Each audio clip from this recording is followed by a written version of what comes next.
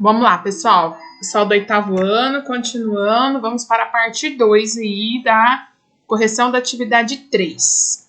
Vou fazer a leitura da parte 2 do texto. Uma teia com muitas camadas.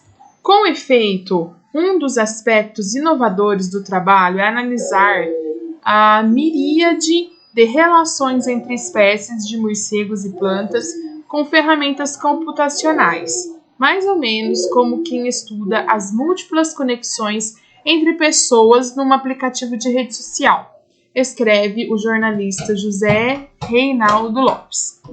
No artigo Morcegos são cruciais para a saúde dos ecossistemas em que vivem.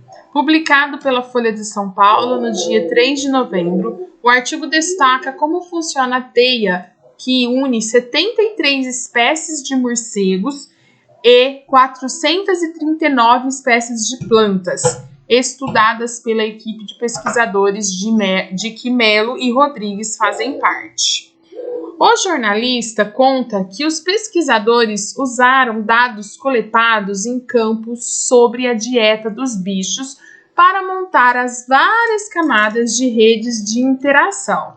Uma dessas camadas corresponde às mais de 900 interações morcego e planta, em que há frugivoria, consumo de frutas, e outra equivale a 301 interações em que há consumo de néctar e assim por diante. Para relatar esses processos, os pesquisadores consideram ainda a história evolutiva, o grau de parentesco e a distribuição geográfica das diferentes espécies. O mapeamento multicamadas que resultou desse esforço mostra, entre outras coisas, quais as espécies que funcionam como as figuras mais populares da rede social ecológica, mais ou menos como o sujeito com milhares de amigos ou seguidores, cuja conta conecta as pessoas mais disparatadas entre si, escreve Lopes. Nesse caso, vale lembrar que os morcegos mais populares são os que estão no centro da rede. Isso significa que os animais dessa espécie se alimentam de uma variedade maior de frutos e propagam uma maior diversidade de sementes pelo ecossistema. Vocês sabem que, né, gente, só para uma parada aqui, só para um comentário. O morcego, ele come ali a plantinha, né, e a sementinha, o fruto, e a sementinha ele evacua ela pela floresta, proporcionando assim que novas árvores cresçam. Então, assim, extremamente importante o morcego aí para nossa sobrevivência e para a sobrevivência da floresta, tá? Continuando. Se essa espécie é extinta, afetará mais o todo, porque esses animais têm uma função mais relevante na manutenção do ecossistema. Por isso, é fundamental determinar quem são essas espécies, ou seja, aquelas espécies de morcegos mais populares que ele está falando, aqueles que comem a maioria dos frutinhos. Porque elas podem levar à extinção de outras, conta o professor Fabrício Rodrigues. Com a análise dessas redes complexas, multicamadas, o que estamos mostrando é como as conexões entre as espécies são formadas, como são as estruturas dessas redes e qual impacto pode ter a extinção de algumas dessas espécies, adiciona Rodrigues. Ele foi um dos responsáveis por desenvolver as soluções matemáticas e computacionais que possibilitam a análise de redes multicamadas juntamente com a pesquisadora iraniana Nastaran Lotfi, vinda da Universidade de Zanjan, não sei se é assim que fala, do Irã.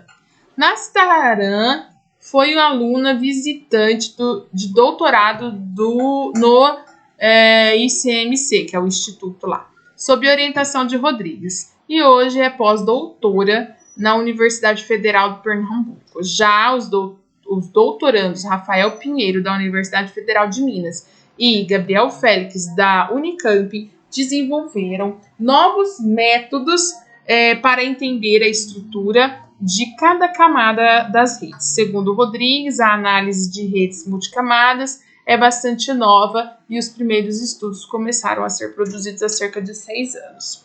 No ano passado, o professor lançou um livro sobre o assunto, e em parceria com mais 3 pesquisadores, com o nome aí de An Introduction to Multiplex Networks. Então, vamos para a segunda parada de análise textual. Então, agora eu vou para cá. Segunda parada. 1. Os trechos em destaque. Então, vocês vão ver que tem vários trechos que estão azuis, né? Compare-os. Tá errado, compare-os. E diga o que eles têm em relação, em comum com relação à escrita. No caso, ele quer que destaca aqui a pontuação e a utilização do tempo verbal. Então, vamos só olhar aqui, gente, ó, vocês vão perceber, né, os trechos que estão destacados em azuis. Olha aqui, ó, tem aspas, tem aspas. Aqui tem aspas, aspas, aspas, aspas, aspas, aspas. O que eu quero dizer com as aspas, tá? Com relação à pontuação, a gente tem o destaque para as aspas, tá? Que servem para quê, gente? Para inserir a fala direta de uma dessas pessoas que estão sendo, que estão participando desse artigo científico, entendeu? Então, olha aqui, ó, por exemplo, essa primeira aspa corresponde a uma fala do jornalista José Reinaldo, entendeu? Essa segunda aqui, ó, corresponde à fala do José Reinaldo também, né? Sim, continua dele. Olha lá, aqui já é do Lopes, tá vendo, ó? Escreve Lopes. Aqui já fala, é o Rodrigues. Então, o que eu quero dizer para vocês, ó? Ele está perguntando o que tem em comum em relação à escrita desses trechos que estão em azuis. É isso, a pontuação, todos eles têm o quê? Aspas. Para quê? Para inserir, né, citações de falas de pessoas ali que estão participando do artigo. Já em relação ao uso do verbo, gente, olha, eu vou mostrar aqui, vocês vão entender, ó. Todos eles usam os verbos no presente, tá? No tempo presente, ó. Então, com efeito, o do trabalho é analisar, ó. Aí continua aqui,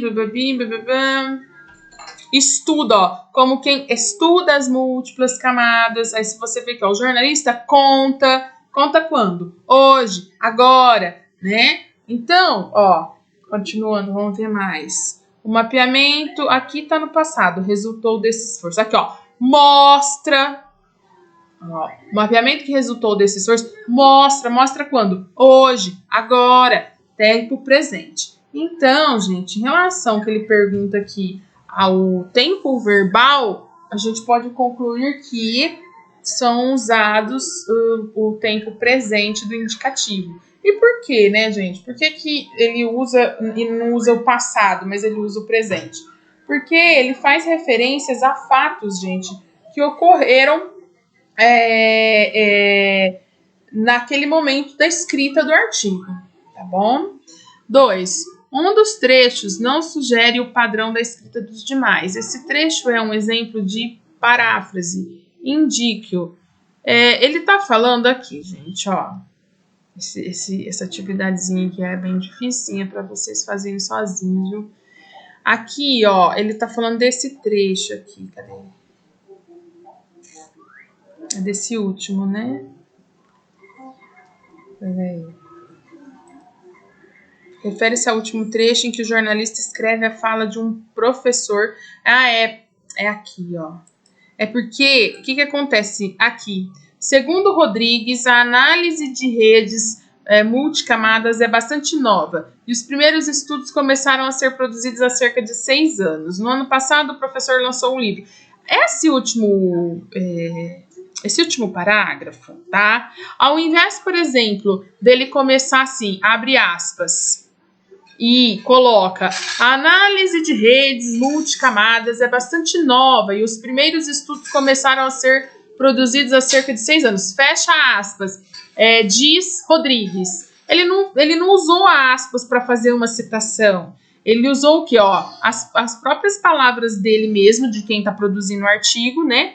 E só citou, fez referência aí ao nome da pessoa que disse que fez aí essa pesquisa. Vamos lá. Eu acho que a gente vai fazer mais uma parada. Vamos para outro vídeo, viu? Até daqui a pouco!